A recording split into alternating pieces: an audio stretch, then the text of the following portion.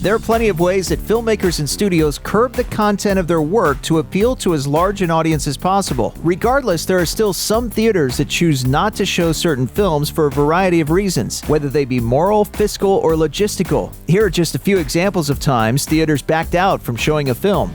Perhaps the most popular of the recent films to be refused by a movie theater is 2017's Star Wars: The Last Jedi. A small theater in Iowa decided not to screen this entry in the Star Wars franchise, but not because its owners objected to the content of the film. Instead, it was because of an issue with Disney's terms. As part of their distribution deal, Disney required theaters to screen The Last Jedi in their largest auditoriums for a minimum of 4 weeks, and took a cut of 65% of ticket revenue from those screenings. That's a high price to pay for any small-town movie theater, especially in recent years, when plenty of potential audience members have ditched the big screen for lots of smaller screens that stream entertainment at home. Of course, The Last Jedi still went on to grab an international box office total of more than $1 billion, even without being shown in the keystone of Northeast Iowa.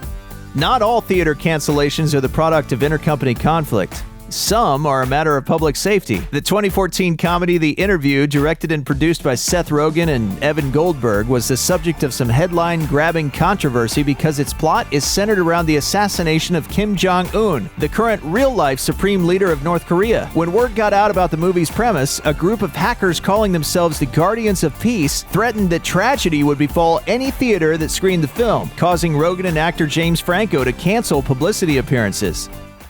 Haters gonna hate, and ain'ters gonna ain't. That is not an actual thing people say. Not long after this announcement, Carmike, AMC, Regal, and Cineplex all stated that they would not be screening the film, citing the safety of their patrons as their top priority. With so many theaters shutting out The Interview, Sony chose to pull its cinematic release altogether, though they were met with some criticism from then-President Barack Obama for caving in to terrorist threats. In the summer of 2018, a Wisconsin theater company chose not to screen the Slender Man film because its violence hit a little too close to home. As many moviegoers undoubtedly already knew, Slender Man is a fictional character born out of a meme on the Something Awful forums in 2009, a cryptid for the modern world. In 2014, two 12-year-old Wisconsin girls, allegedly in tribute to this fearsome fictional being, attacked one of their friends, nearly killing her. Because of the severity and premeditated nature of the crime, the girls were tried as adults and charged with first-degree attempted homicide. Though the victim survived, this horrifying tragedy has surely left its mark on people from the area. The theater company chose to withhold the screening out of respect for the victim, and given the circumstances, it's hard to blame them.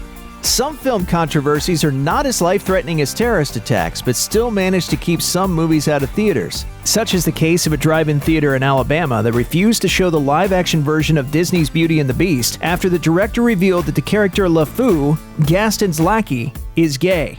The proprietors of the cinema implied that homosexuality was inappropriate for all-age audiences and that it was a sin, citing their Christian faith as first and foremost in their decision-making process. Ironically, the film also got complaints from some viewers, because after headlines touted LeFou as Disney's first openly gay character, any content that might have dealt with that was pretty much limited to the subtext that's basically in every movie. I'm not done with you yet.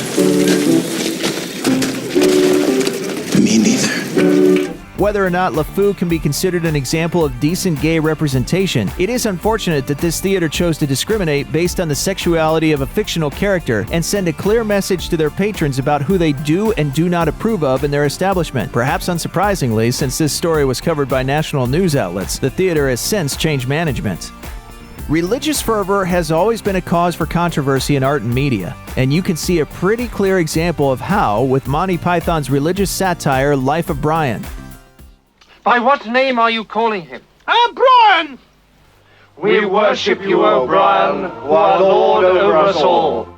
The British comedy classic is centered on a young Jewish man who was born on the same day as Jesus Christ, who gets mistaken for the Messiah and is eventually crucified in a scene set to a cheerful tune about looking on the bright side of life. It probably won't shock you to learn that upon its release in 1979, it was actually banned in Ireland and Norway because of its blasphemous themes. The film itself sets out to criticize the misunderstandings and pitfalls of modern organized religion rather than ridiculing faith, but the movie still drew plenty of criticism for its irreverent treatment treatment of the subject. Neither the criticism nor the ban stopped Life of Brian from racking up an outstanding box office total in the United States and securing a legacy among fans. A 40th anniversary reissue saw over 400 screenings across the United States and United Kingdom. A more serious film that drew inspiration from Christianity and an even more intense ire from Christian moviegoers was 1988's The Last Temptation of Christ. Directed by the legendary Martin Scorsese, this adaptation of the 1955 novel of the same name depicts Jesus, played by Willem Dafoe, imagining himself entangled in situations that conflict with certain biblical depictions of Christ. Upon its release, an organization called Master Media International incited a boycott, which led to coverage on Christian radio stations, protests, and eventually 3 U.S. theater companies deciding not to screen it at all. They might have made the right decision. In Paris, a screening of the film was interrupted when a fundamentalist Catholic group set fire to the theater while it was playing, injuring 13 patrons. Check out one of our newest videos right here. Plus, even more Looper videos about your favorite stuff are coming soon. Subscribe to our YouTube channel and hit the bell so you don't miss a single one.